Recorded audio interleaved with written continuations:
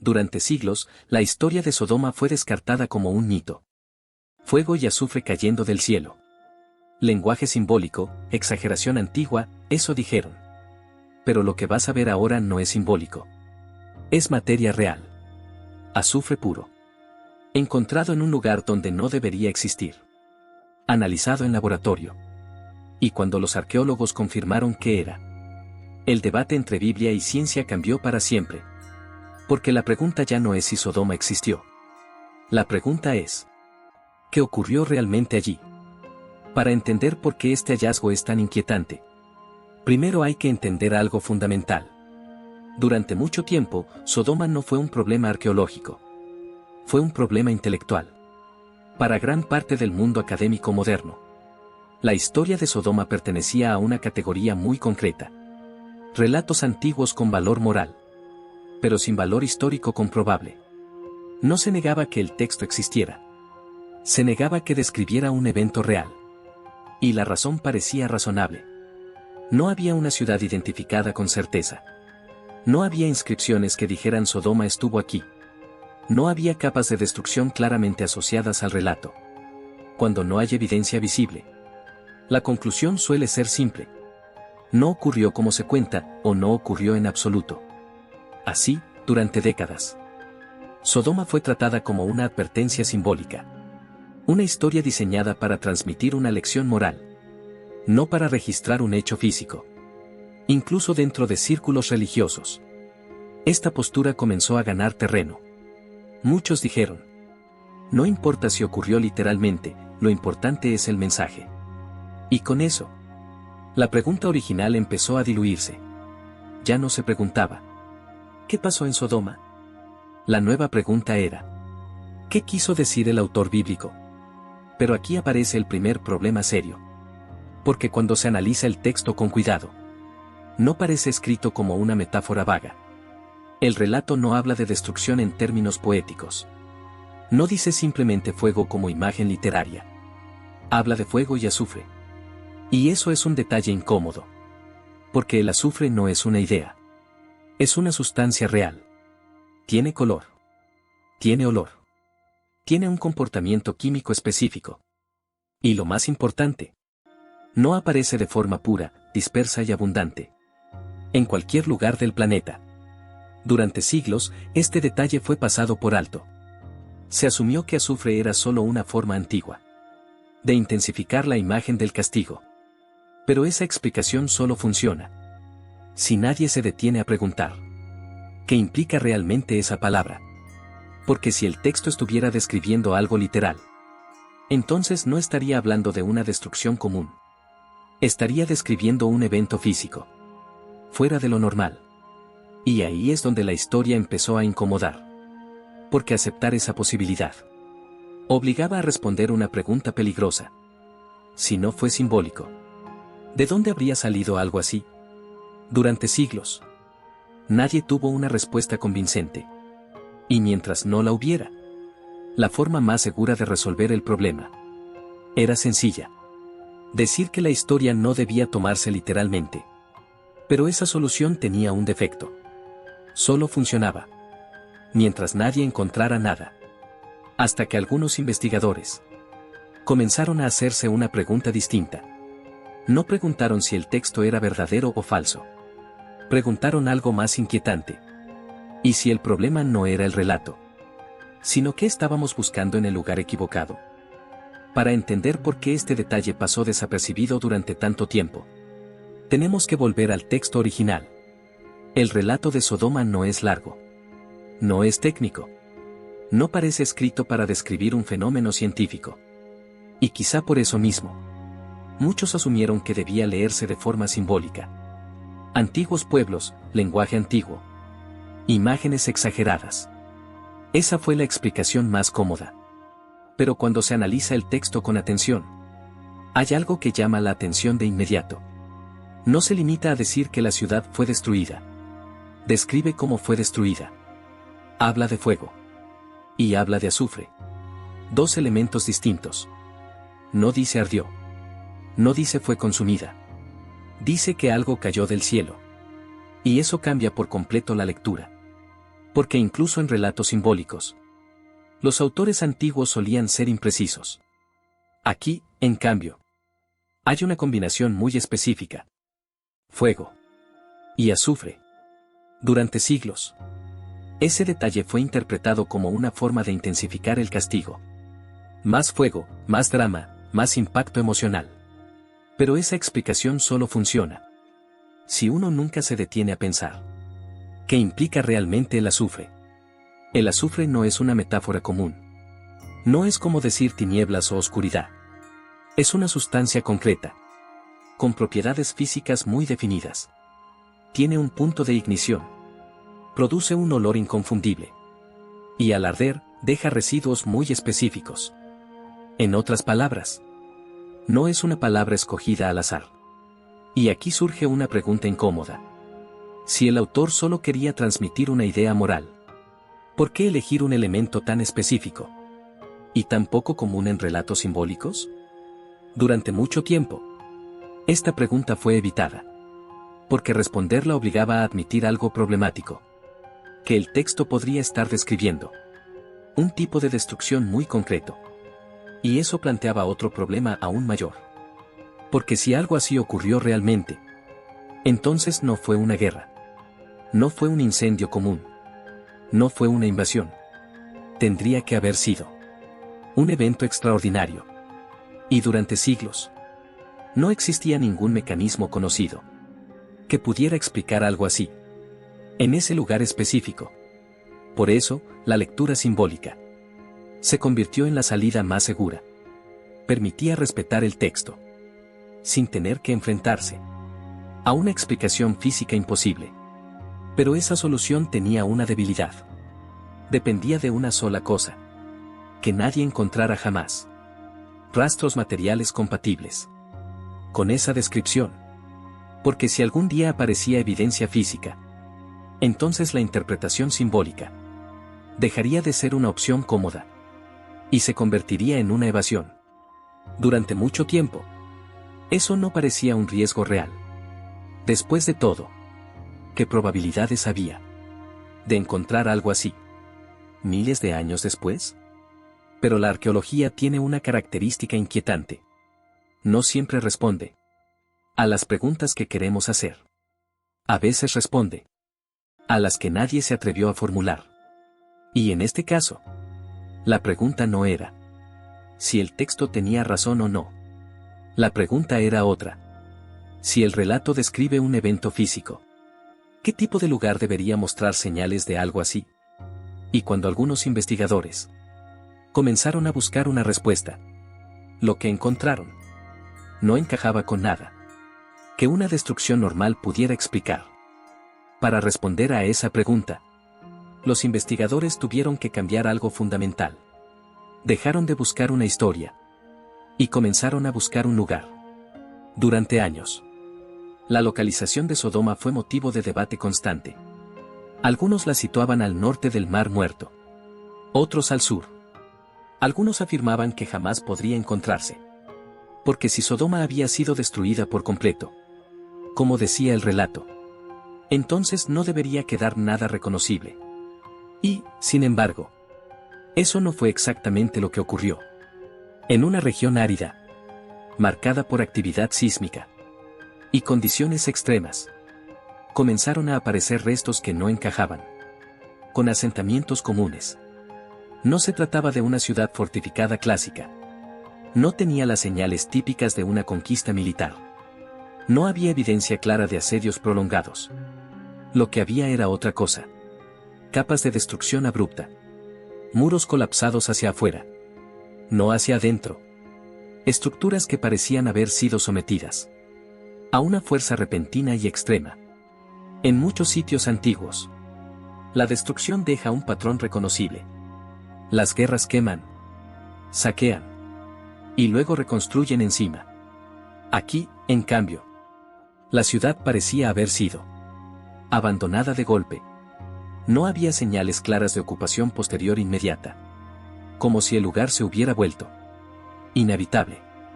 Y eso llamó la atención, porque las ciudades antiguas rara vez se abandonaban por completo. sin una razón poderosa. La ubicación también era extraña. Estaba en una zona fértil para su época, cercana a rutas comerciales, con acceso a agua. No había una razón económica evidente para que una ciudad así desapareciera, sin dejar herederos. Pero lo más inquietante no era la ciudad en sí, era la forma en que había sido destruida. Algunas evidencias apuntaban a temperaturas extremadamente altas, demasiado altas para incendios comunes, demasiado rápidas para procesos graduales. Ciertos materiales parecían haber sido expuestos a calor intenso durante un periodo muy corto. No había señales claras de hornos ni de actividades industriales.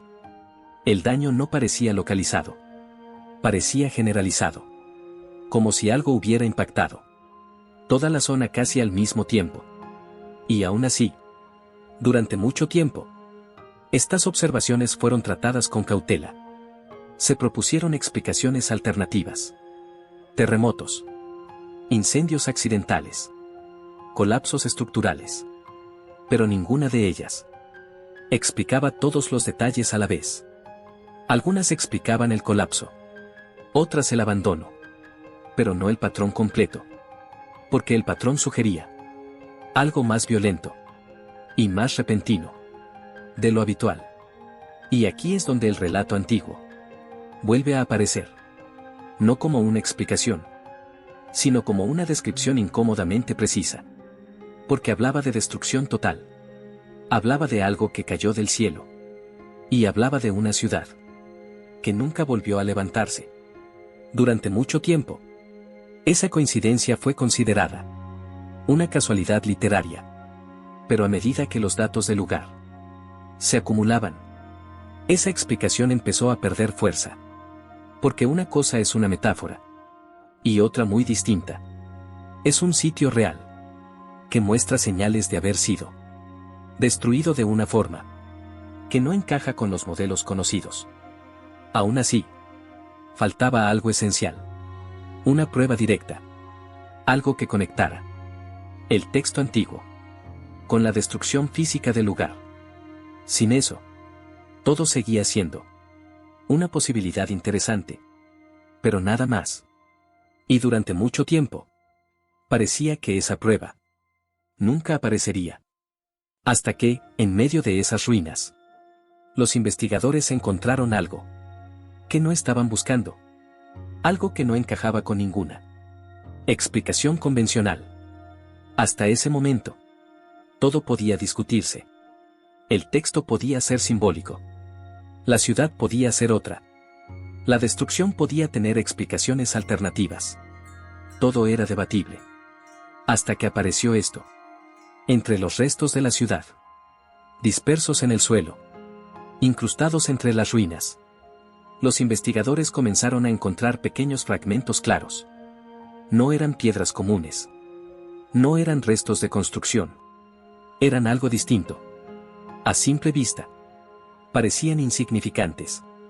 Pero cuando se analizaron con más atención, surgió la primera sorpresa. Aquellos fragmentos no coincidían con los materiales del entorno. No eran parte del suelo local. No pertenecían a ninguna estructura conocida. Por eso fueron llevados a análisis. Y ahí es donde la historia cambió. Porque los resultados del laboratorio no dejaron margen para interpretaciones cómodas. Los fragmentos estaban compuestos por azufre de altísima pureza, no mezclado, no combinado con otros minerales. Azufre casi puro. Y ese detalle lo cambia todo. Porque el azufre, en la naturaleza, rara vez aparece así. Normalmente se encuentra mezclado con otros compuestos, asociado a procesos volcánicos, o ligado a depósitos industriales modernos. Aquí no había volcanes cercanos. No había actividad industrial antigua que pudiera explicarlo. Y aún así, el azufre estaba allí, disperso, como si hubiera caído sobre la ciudad. El análisis no se quedó ahí. Se estudió la estructura interna de los fragmentos. Se examinó cómo se habían formado. Y lo que se encontró fue aún más inquietante. El azufre mostraba señales de haber sido sometido a temperaturas extremadamente altas. Temperaturas suficientes para fundir materiales. Pero durante un periodo muy corto. No era un fuego prolongado. No era una combustión lenta. Era un evento rápido. Violento. Repentino. Exactamente el tipo de evento que dejaría una ciudad inhabitable. En cuestión de instantes. Y aquí aparece el detalle. ¿Qué convierte este hallazgo en un punto de no retorno? El azufre no estaba concentrado en un solo punto. Estaba distribuido a lo largo de la zona de destrucción. No como un depósito natural, sino como una lluvia. Una dispersión aérea. Algo que cayó desde arriba. Y se incrustó en el terreno y las ruinas. En ese momento, ya no se trataba de una interpretación religiosa. Se trataba de física, de química, de evidencia material. Y eso obligó a replantear todo. Porque si ese azufre no llegó allí, por procesos naturales conocidos, y no fue producido por actividad humana, entonces solo quedaba una pregunta válida. ¿Qué tipo de evento puede generar azufre puro a temperaturas extremas y dispersarlo desde el aire sobre una ciudad entera? En ese punto, la historia dejó de ser un debate académico y se convirtió en un problema científico real. Porque el texto antiguo ya no estaba solo. Ahora tenía algo que lo respaldaba. No palabras, no interpretaciones, sino materia analizada, medida y documentada. Y una vez que se cruza ese punto, ya no hay forma de volver atrás. Una vez que la evidencia estuvo sobre la mesa, la pregunta cambió por completo. Ya no se trataba de si el hallazgo era real. La pregunta ahora era otra. ¿Qué tipo de evento puede causar una destrucción así? Porque el patrón observado no encajaba con los modelos habituales. No era una guerra. Las guerras dejan señales claras. Armas, defensas, reconstrucción posterior. Aquí no había nada de eso. Tampoco era un incendio común. Los incendios se propagan lentamente. Dejan capas de combustión progresiva. En este caso, el daño parecía instantáneo. Y luego estaba el azufre. Su pureza. Su dispersión. Y las temperaturas involucradas. Descartaban explicaciones simples. Por eso, algunos investigadores comenzaron a considerar hipótesis menos convencionales. Una de ellas fue la posibilidad de una explosión aérea. Un evento energético extremo, que no impacta directamente el suelo, sino que detona en el aire. Este tipo de explosión puede generar ondas de choque intensas, calor extremo en segundos, y destrucción generalizada, sin dejar un cráter clásico. No sería la primera vez que algo así ocurre en la historia. Existen eventos documentados, donde explosiones aéreas arrasaron grandes extensiones, sin dejar rastros evidentes, durante décadas. En esos casos, se observan patrones muy similares. Estructuras colapsadas hacia afuera, exposición breve a temperaturas extremas, y materiales alterados, de forma anómala. Exactamente lo que aparece aquí. Otra posibilidad considerada fue la liberación repentina de energía química acumulada. Un evento capaz de generar calor intenso y dispersar materiales desde el aire.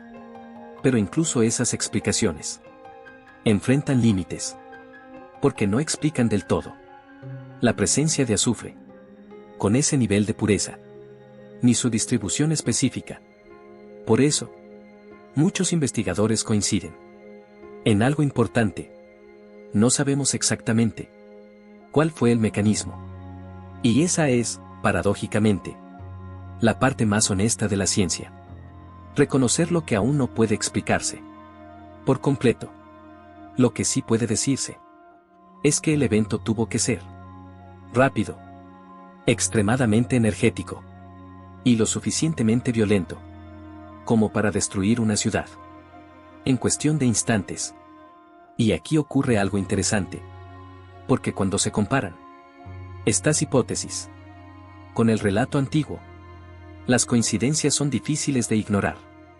Algo cayó del cielo. Hubo fuego. Hubo destrucción total. Y la ciudad no volvió a levantarse. Esto no convierte al texto en un tratado científico, pero sí lo coloca en una categoría distinta, la de un relato antiguo, que podría estar describiendo, con el lenguaje de su tiempo, un evento real, que no supo explicar. Y cuando la ciencia moderna empieza a encontrar huellas físicas compatibles con esa descripción, el debate cambia de nivel. Ya no se trata de creer o no creer. Se trata de reconocer que algo ocurrió allí. Algo que dejó marcas, tanto en la Tierra como en la memoria humana. A esta altura del análisis, el hallazgo ya no pertenece solo al campo de la arqueología. Se ha convertido en algo más profundo. Algo que incomoda. Y lo hace por una razón muy simple. No encaja cómodamente en ninguna postura extrema. Para muchos escépticos, el problema es evidente. Durante décadas, se afirmó que el relato de Sodoma debía entenderse únicamente como una metáfora, un mito, una construcción literaria, sin base histórica. Pero la presencia de evidencia física obliga a matizar esa postura, porque ya no se trata de un texto aislado, sino de un lugar real, con señales de una destrucción anómala. Y eso incomoda, porque obliga a admitir que algunos relatos antiguos podrían conservar memoria histórica de eventos reales, no porque fueran científicos, sino porque fueron testigos. Pero el hallazgo tampoco resulta cómodo para muchos creyentes, porque aceptar la evidencia física no significa aceptar todas las interpretaciones tradicionales. La ciencia no está confirmando cada detalle teológico. Está confirmando que ocurrió un evento. Y eso abre preguntas difíciles. Si el relato describe un hecho real, ¿qué partes son memoria histórica? ¿Y cuáles son interpretación posterior? ¿Hasta qué punto el texto explica lo ocurrido? ¿Y hasta qué punto intenta darle sentido? Este tipo de preguntas generan resistencia, porque obligan a abandonar lecturas simples. Obligan a pensar. Y pensar incomoda. El hallazgo, entonces, se sitúa en un lugar incómodo, entre dos extremos. No destruye la fe, pero tampoco la simplifica. No desacredita la ciencia, pero tampoco le permite ignorar los textos antiguos. Lo que hace es obligar a ambos lados a reconocer algo esencial: que el pasado humano es más complejo de lo que solemos admitir, que las culturas antiguas no escribían solo mitos, sino también recuerdos, codificados en lenguaje simbólico, y que la ciencia moderna, lejos de cerrar debates, a veces los abre, porque cuanto más se descubre, más evidente se vuelve que aún no entendemos todo. Y quizá ese sea el verdadero impacto de este hallazgo. No probar una creencia, no refutar otra, sino recordarnos que algunas historias antiguas siguen haciéndonos preguntas, miles de años después. Preguntas que no se resuelven con certezas fáciles, sino con humildad intelectual. Después de todo lo que hemos visto, una cosa queda clara: la historia de Sodoma ya no puede ser tratada como una simple metáfora cómoda, tampoco como una prueba absoluta de fe o incredulidad. Lo que existe ahora es algo mucho más inquietante. Un evento real. Una ciudad destruida de forma anómala. Evidencia física que no encaja fácilmente en los modelos conocidos. Y un relato antiguo que, lejos de desaparecer, parece describir con precisión Algo que ocurrió. Pero quizá la pregunta más importante no sea si la Biblia tenía razón o no. Quizá la pregunta real sea otra. ¿Cuántas historias antiguas hemos descartado demasiado rápido por no entender el lenguaje en el que fueron escritas? Porque si culturas antiguas fueron capaces de preservar la memoria de eventos reales durante miles de años, entonces el pasado humano podría ser mucho más preciso de lo que creemos. Y eso nos obliga a replantear no solo la historia de Sodoma, sino muchos otros relatos que hoy seguimos llamando mitos. Este hallazgo no cierra el debate, lo abre. Y en el próximo video vamos a analizar otro caso inquietante, otro relato antiguo, que durante siglos fue tratado como leyenda, hasta que la arqueología encontró algo que no debería existir. Si este tema te hizo pensar, si te dejó con preguntas, suscríbete, porque lo que viene después no es cómodo, pero es necesario. Y dime en los comentarios, ¿crees que estamos frente a una coincidencia extraordinaria o a la evidencia de que el pasado aún tiene mucho que revelarnos?